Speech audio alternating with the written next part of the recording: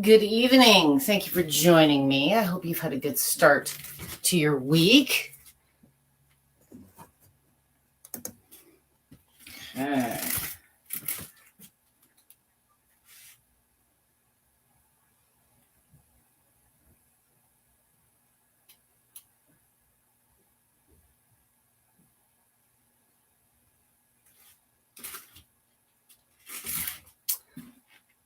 Looks like you are starting to come through now on your end. Thank you for joining me if you are here.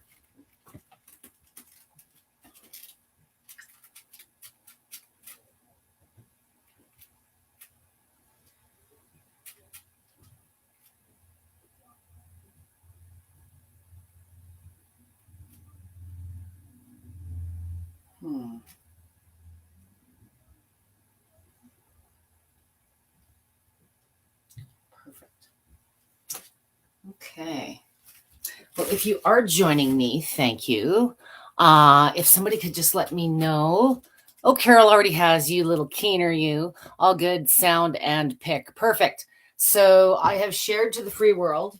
So I'm going to give it a moment. If you have never joined me for a live and you have questions for me, which I will raise towards the end of this session, but to participate and to have the comments come through to me on this end, make sure that you're coming to me through the main Lifepro page, not any of the groups, not the VIP, not any of my groups. So if you do want to make a comment, be on the live that is now broadcasting on the main Lifepro Fitness public page. And I thank you for joining me. Hello, Cindy from Texas and Carol. For those of you that are joining me, tonight is 2 sessions back to back. I do talk a lot and I wanted to leave some healthy time for questions. It is a season change, and whether you're starting out as a new vibration plate user, or maybe you're returning to using your vibration plate, or maybe you're using it for different things, it's that time of year where things start coming to life, and our activities, certainly where I'm at in seasonal Canada, tends to change. So there's different things that I may use my vibration plate for depending on the time of year. But there's a lot of misconception out there. Tonight's sessions, and as I said, there are 2 parts.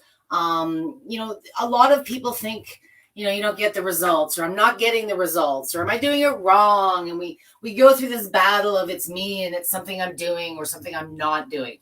So we're going to talk a little bit in part 1 tonight about what most people get wrong when they first start out and how to fix it.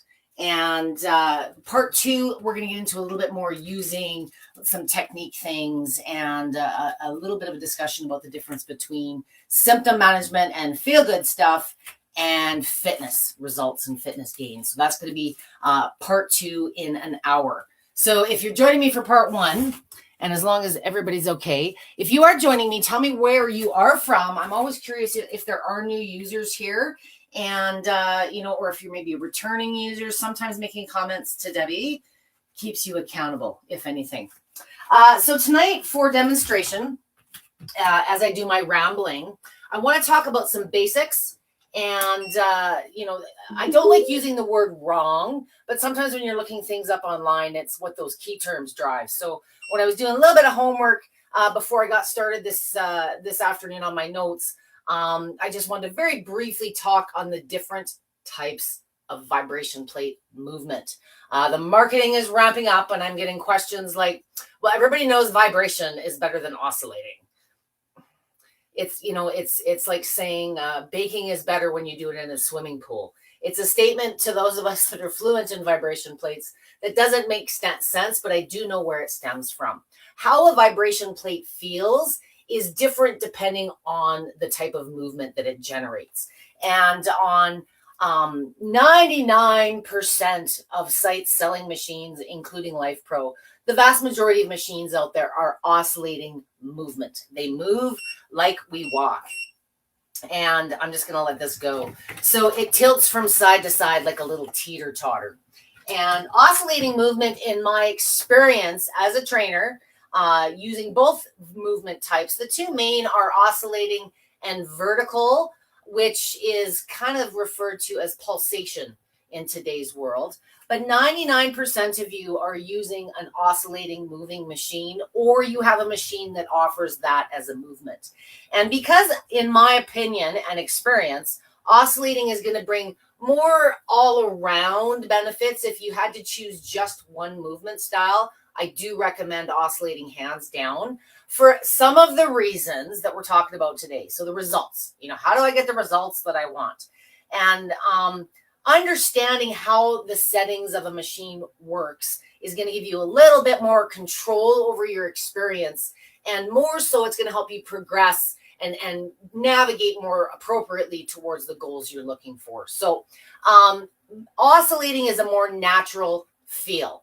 It mimics how we walk across the floor. It's more tolerated, and it's more widely available and affordable. So there's other reasons that I like to discuss this. So overall, regardless of what movement type you may be using, understanding that a vibration plate in how it moves brings a couple of things to the equation.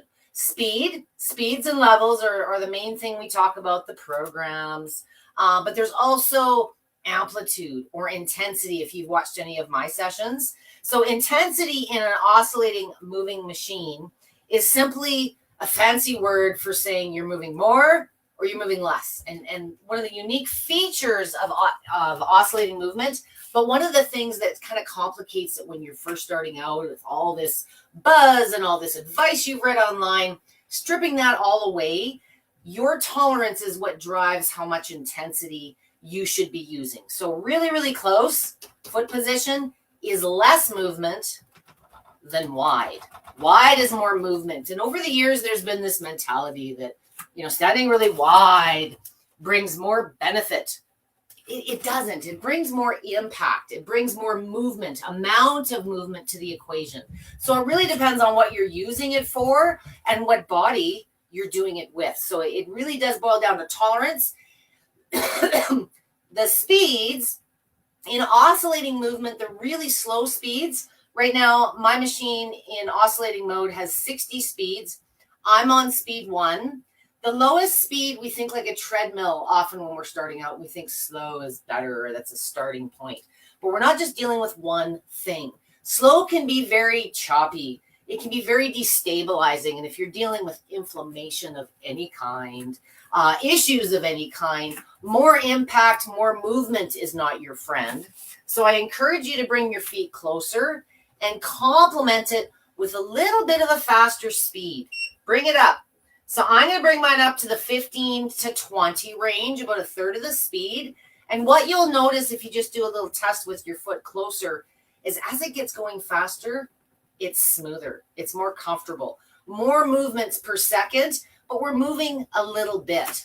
Often, if you've only been experimenting with wide feet or hands, it's unimaginable to get going faster because the amount of force, the intensity, the amount of energy that your body is withstanding is more than most people are comfortable with.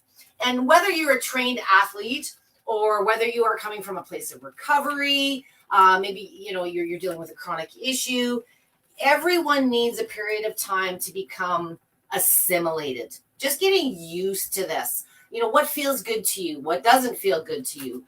The benefits are driven partly by what you do as far as positions. But realistically, as a trainer, the bigger thing I find is, and it's so deflating, but it's the way that our world works, is here's what you're supposed to be doing. And maybe you're dealing with a chronic issue or you have an injury and, you have the desire, but the body doesn't always want to cooperate. Maybe you're dealing with symptoms that are so severe. What you're supposed to be doing is challenging. And a vibration plate reduces the amount of impact and time that you have to spend exercising. From a therapeutic standpoint, you can bring those same benefits forward. So if you have exercises or stretches that you're supposed to be doing now, you can possibly do those on the vibration plate, but reducing the time that you have to spend doing these exercises. And if you spend less time doing the exercises and the stretches, less inflammation, less time on the joints, things like that. Vibration plates have a unique way of distributing more force to the muscles while reducing, as I said, the time and impact on the joints. One of the best tips I can give you, And we'll get into more specific positions, but you really want to make sure, we'll get into more specific positions on session 2 here at the top of the hour. But focusing on technique is the best way to get results. And it's the number one reason people don't get the results they're looking for when they start out. Everyone thinks that you just stand here and you push a button, and this is like some prescription that you just take 2 to 3 times a week, and after 30 days, you're going to be down to a size 2. It's just unrealistic, and I don't want you thinking that, easy results aren't possible, but there's a couple of things that you really need to adhere to.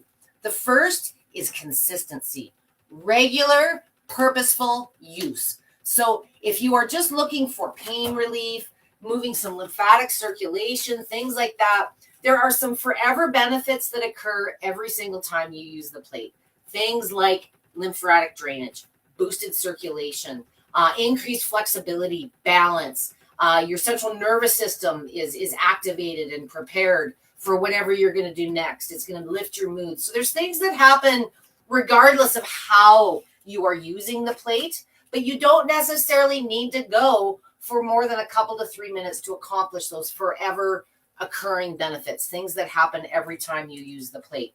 Where it becomes a little complicated is when we get into the fitness stuff. I want to lose 80 pounds. I want to improve my bone density. I want to tone up for swimsuit season.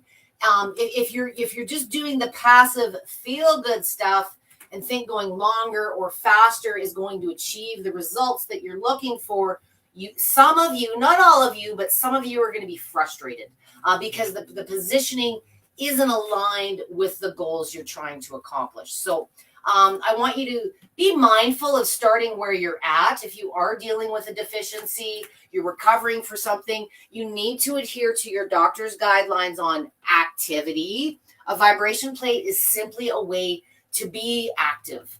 And sometimes when you have a discussion with your doctor, it's not well understood. The discussion you need to have with your doctor, if you are dealing with a chronic issue, is just make sure, things like, should you be wearing weight? Should you be doing modified weight bearing, which we will show a few examples of in the next session? You can start seated on a stool, or perhaps, you've got something going on with your upper body, but you want to get a little bit of action going in the legs. Well, you can certainly be creative in how you use the plate and modify that use. Short-term goals, you're going to see things like, I've already mentioned that energy boost. You're going to see an improvement in your mood, circulation, lymphatic movement. What you want to be really cautious of when you're starting out, if I were to use a clinical term, dosage, how long, if you are dealing with deficiencies, especially for lymphatic and circulatory concerns, it's easy to take on more than your body is ready for. So even though 2 to 3 minutes may not seem like a whole lot, and while you're standing here, things feel really good, and you don't feel like you've really put any effort forth, there's a vast amount of circulation and lymphatic flow surging through our body, and you want to make sure that the body, in receiving that increase in flow, the boost, it's able to dissipate it and move it throughout the body effectively. So if you are dealing with venous insufficiency, lymphatic issues of any kind, you may want to do a little prep work, but be very cautious on your durations. I recommend for everyone, for the first week at least, forget the fitness. Don't be looking for some cookie cutter routine. A cookie cutter routine and following somebody else's workout is the number one way to not see the results and get frustrated. The ideas that we give you in our workouts, you still need to adapt and be realistic with the body you're working with. Tune things down if need be, tune things up if need be as well. It really depends on where you're physically starting at. But short term, as I said, you're going to see better improvement in the circulation, the lymph, the cognitive, the balance, the stability. So it's a great tool to use for a couple of minutes before and or after other things. Just throughout your day-to-day if you have access to your machine. It's also a reason many have one at the office or elsewhere. Longer term, and this is sometimes where people get frustrated and think they're doing things wrong. I want to be very clear, perfect timing. It almost beeped to give me a preset for that. Weight loss. I've had an increase in weight loss and toning questions, and I think it's that time of year, short season, tank top season. I'm still wearing a sweater. It's a blizzard here right now, but it won't be forever. Weight loss, bone density, strength gains. Some of those benefits are what I would refer to as fitness gains or fitness benefits, and they do typically take a little bit longer to accomplish. It takes time for your body to get to where it is. You know, if you've got an extra 40, 50, 60 pounds, it took time to get to that point. And if it was an accelerated thing, perhaps there's a medical condition going on. And for those of you on the opposite end of the scale, there's too much talk about weight loss and not enough talk about weight gain. For those of you that are trying to increase your mass, your muscle mass, things like that, bone density, whatever it may be, these tend to be mid to longer term benefits.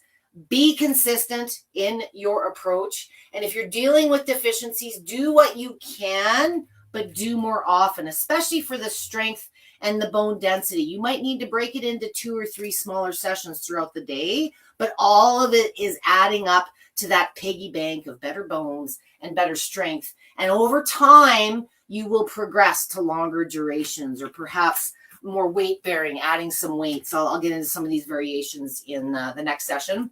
But don't get frustrated if you're not seeing a four size dress change in a month. A lot of times we're led to believe that you just stand on this thing and you set it and you forget it and miracles happen. And I don't want you guys to be frustrated. I want you to be realistic and be kind and patient with your body. The consistency is absolutely key. Things I don't want you to do and things I do want you to be mindful of. So as I said already, get assimilated. Give your body time to get used to this. If you had a poor experience, this isn't something that you should endure. It shouldn't be painful or uncomfortable or leave you immobile for 2 days after using it. Everyone overdoes it in some way, shape, or form starting out because remember, a plate reduces the amount of time you need to spend doing exercise. And if you're not exercising regularly, you don't know what your limit is. And for those of you that are exercising regularly, if you're also continuing to do other activities and you're combining things, all the more reason to be conservative and don't go max time right off the bat.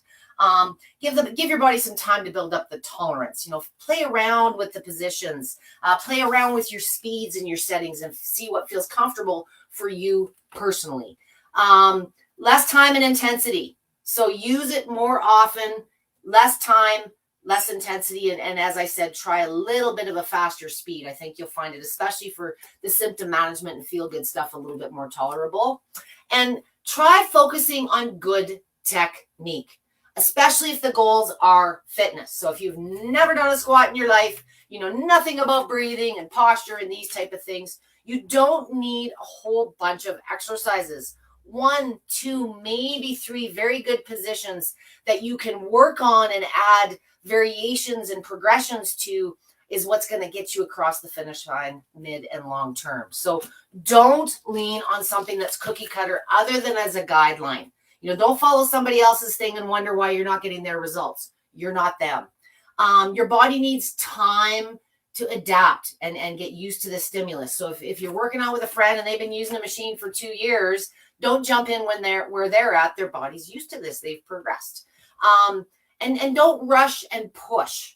So rush means don't expect more than you're ready for, but don't push thinking that more effort, more strenuous is necessarily going to make up for lack of the past. Let's put it that way, or for your inability to in the past. Give it 30 days. This is where I do want you to think about it as a pill. Give it 30 days, just getting used to it. Giving your body a chance to feel around with the speeds, try some sitting, try some standing. Not saying you can't do exercises, but if you're doing a whole bunch of different things and playing around all the time, the consistency isn't there. And you'll probably see some benefits, but if you've got really specific goals, you should align 2 or 3 appropriate exercises. And what degree of difficulty and effort is really the part that's going to vary for each of you. I recommend being static starting out. Static means we're not moving. We're holding still. For those of you that may be dealing with old injuries, current inflammation, arthritis, hypermobility, there's a million different reasons. If you're not exercising or doing, exercise positions on the floor at the gym in a class now, just holding still is a really great way to learn how the machine builds that load, that increased mass on the muscles without having to go through the range of motion and have the technique go right out the window. Focus on good positions, good posture, good breathing before you add dynamic movement. And if you're not an exercise guru or you haven't been exercising regularly, leave that as a progression after, give it a couple of weeks and get used to how it feels, where make sure you're in balance before you progress to dynamic movement. That would be my best suggestion. Last tips and tools. The next session we're going to get into, and I'm going to come to some questions here next. I have a whole bench full of things. There's lots of different things that you may already have around the home. Vibration plates are a great way to incorporate other therapies or activities that you may be doing because they can be such a short, quick thing. Two standards that I always have, a roller. This is a pull noodle that I have cut the width of my machine. One I've left intact, one I've cut short, really depending on what I'm using it for. Sometimes when I'm sitting, I like getting into the arches of my feet, or maybe you're, dealing with some Achilles and you want to sit down and massage. I have a bad knee. Sometimes I'll massage the back of my knee. This is a great little tool if you're going to be doing some seated exercises, just some more things you can do with the feet. I also use this as a support if you're working on things like calf raises or lifts, or you're dealing with some spasticity perhaps and you can't get your foot flat. There's all kinds of reasons I go through more pull noodles than anything else. So that's my first accessory. Second thing, most machines, but not all, come with a mat. A mat is going to be great if you're dealing with any sensitivities. Maybe you got some neuropathy going on in the feet.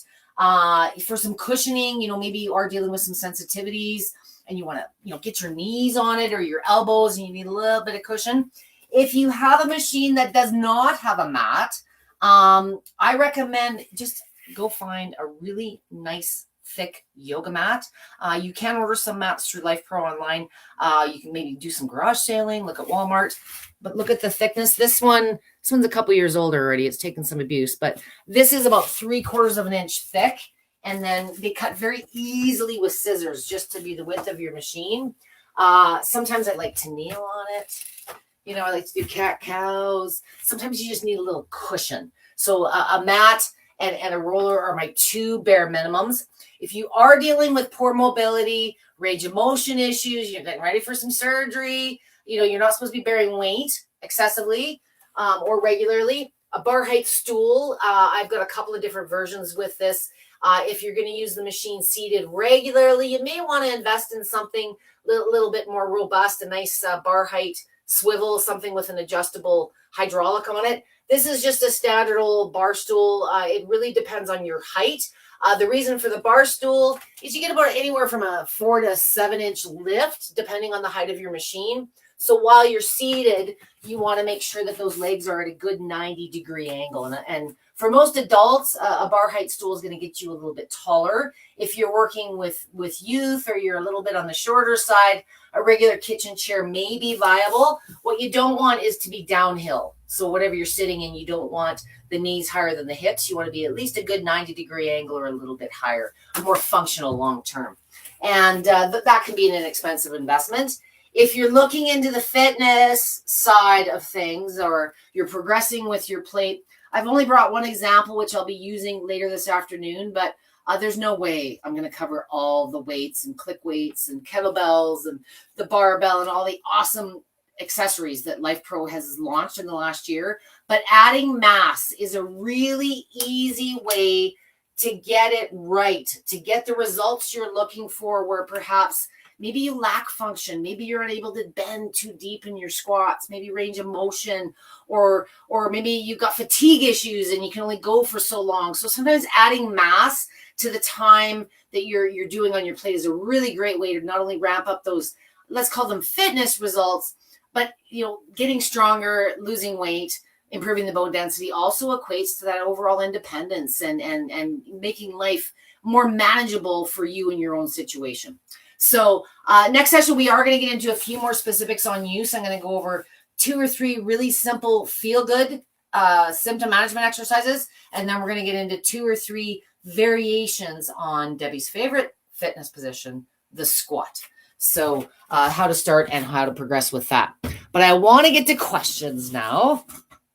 I need to get my shoes on. Oh my goodness, I only rambled 26 minutes. Not bad, guys. So let's talk. Hi, who's here? Let's see. All right. And it's Monday. I haven't done a Monday in a while. So Carol is here again. Hello. Thank you for doing my sound check, being my little producer. I see Carol is here. Cindy is here. Thank you for joining me. Austin Glenn is here. I wish I could get one. I'm suffering from Lyme. Sometimes if new isn't affordable, and certainly if you're in the US or Canada, don't hesitate to check Marketplace. Sometimes there's really, really good deals online, or even some of the what do you call them? The outlet deals on Amazon and some of those places. Very often you can find one online. Carol is here from Myrtle Beach. Debbie with a Y from Ohio. It's not very often that someone else has the proper spelling of Debbie. Nice to see you, Debbie. Hello, Dave. Good to see you too, as always. Hello, Miss Fran. Long time no see. Fran is one of my do girls. She does everything consistently. She is one of my consistency queens, and she is certainly about variety. And I've known Fran a couple of years now, and she's got a chronic condition. And if she can do it and get the results she's doing, anybody can. So good for you. She goes to more classes than I do. I'll tell you that. So today was a very simple, condensed overview. For those of you that are just getting started, it can be really overwhelming. There's all kinds of opinions, and the manual, isn't necessarily suited for chronic conditions. A lot of times, when you're looking at things online and in manuals, it's very restrictive. These poor companies like Lifepro have to be very careful in the advice that they're giving. They're not there to be your doctor. They have to be very stringent and tend to cater more to the baseline or above people that aren't dealing with issues. So if you are dealing with chronic issues, there's always a better approach. You've got to be common sense about what body you're dealing with and what you're working with, and pay attention to those deficiencies. Those are going to be your parameters starting out, but using it more often in those short sessions from a symptom management perspective very quickly starts equating to fitness results, the strength, the bone density, even though you may not feel like you're really exerting yourself. It's the consistent, regular use that's going to give you some of those passive benefits long term. Well, awesome. Dave says, good job. Thank you for saying that, Dave. It's blizzarding here. I don't know where you're at. I was all tank top ready, and it's just freezing. I've been out shoveling snow. If you can't tell by my hair that I've been in my toque too many times today. So next part is going to be, as I said, probably a 10-minute, 10-minute demo. We're going to start with a little bit of warm up, and then we're going to get into what is the difference between fitness and feel good. And I don't like the word wrong, but as I said, when people are looking online, it's what am I doing wrong? What did I do wrong? Did I pick the wrong machine? A lot of times there is no perfect machine for every situation. It really boils down to the consistent use.